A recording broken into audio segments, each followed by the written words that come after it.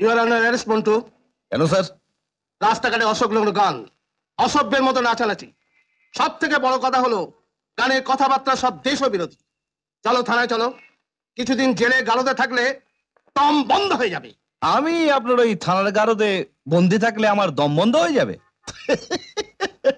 OC সাহেব, একটা কথা শুনুন, আমি না জন্মের আগে মায়ের গর্ভে 10 মাস 10 দিন বন্দি ছিলাম, তাতে আমার দম বন্ধ হয়নি।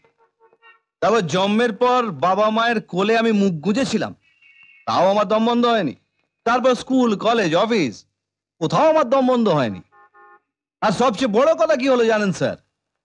মানে আপনাদের মতো অনেক সরকারি কর্মচারী অত্যাচারে যখন আমার দম বন্ধ হয়নি, তখন আমার মনে হয় স্যার এই জন্মে আর আমার দম বন্ধ হবে না। তার চেয়ে বড় কথা কি জানেন স্যার? এটা বাঙালির রক্ত তো, সারা ভীষণ জোর, অনেক সহ্য শক্তি, তার দিক দিয়ে দিন সারা বেড়েই চলেছে।